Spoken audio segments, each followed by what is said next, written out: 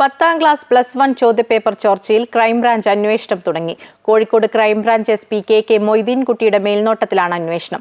Malappuram crime branch DYSP Reji കുന്നിപ്പറമ്പിന് അന്വേഷണ ചുമതലയുണ്ട്. 4-അംഗ സംഘമാണ് case അന്വേഷിക്കുന്നത്. അന്വേഷണ സംഘം യോഗം ചേരുകയാണ്. വർഷ ചേരുന്നു വിവരങ്ങളുമായി. വർഷ, ഇപ്പോഴും യോഗം പുരോഗമിക്കുകയാണോ?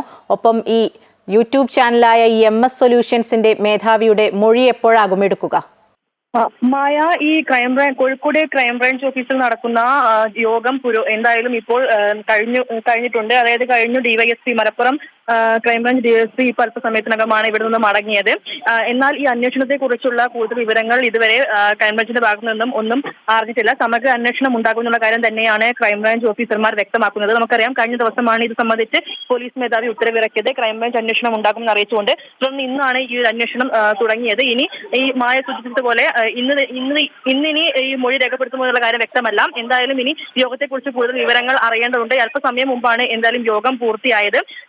ഈ ക്രൈംബ്രാഞ്ച് അന്വേഷണമൊപ്പം തന്നെ ഈ പൊതുവിദ്യാഭ്യാസ വകുപ്പും ഈ വിഷയത്തിൽ അന്വേഷണം നടത്തുന്നുണ്ട്. എന്തായാലും ഈ വിദ്യാഭ്യാസ സംഘടനകളുടെ KSU ഉൾപ്പെടെയുള്ള വിദ്യാഭ്യാസ സംഘടനകളുടെ ഈ സംഘടനകൾ തെരുവിലേക്ക് ഇറങ്ങിയതോടുകൂടിയാണ് ഈ ഒരു അന്വേഷണം ഇത്രമാത്രം ഊർജിതമായിട്ടുള്ള കാര്യം വ്യക്തമാണ്. എന്തായാലും അന്വേഷണം തുടങ്ങിയ ശേഷവും KSU പ്രവർത്തകരടക്കം ഈ ഒരു MS സൊല്യൂഷനെതിരെയും മറ്റ് സ്വകാര്യ ട്യൂഷൻ സെന്ററുകൾക്കെതിരെയും വലിയ ആരോപണവുമായി വീണ്ടും രംഗത്തെത്തിയിട്ടുണ്ട്.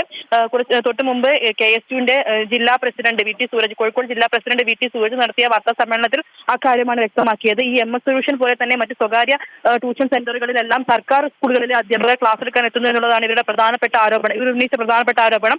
അതിനെതിരെ സർക്കാർ മിന്നൽ പരിശോധന നടത്തി അവരെ കണ്ടുപിടിക്കണമെന്നുള്ളതാണ് KSU ആവശ്യപ്പെട്ടത്. ഈ വിഷയങ്ങളെല്ലാം ചൂണ്ടിക്കാണിച്ചുകൊണ്ട് വ്യാഴാഴ്ച വിദ്യാഭ്യാസ മന്ത്രിയുടെ ഓഫീസിലേക്ക് മാർച്ച് നടത്തുമെന്നും ജില്ലാ പ്രസിഡന്റ് അറിയിച്ചിട്ടുണ്ട്. അങ്ങനെയെങ്കിൽ ഈ ഒരു വിഷയം കൂടുതൽ ശക്തി പ്രാപിക്കാനുള്ള വഴിയാണ് ഉണ്ടാവുക. എന്തായാലും വിഷയത്തിൽ ഈ ചോദ്യപേപ്പർ ചോർന്ന വിഷയത്തിൽ യോഗം ചേർന്നിട്ടുണ്ട്. ഇനി എങ്ങനെയായിരിക്കും കൂടുതൽ ഈ അന്വേഷണം എങ്ങനെ പുരോഗമിക്കുന്നുള്ള കാര്യമെല്ലാം കൂടുതൽ വ്യക്തമാകേണ്ടതുണ്ട്. ശരി, വർഷയാണ് വിവരങ്ങൾ പങ്കുവച്ചത്.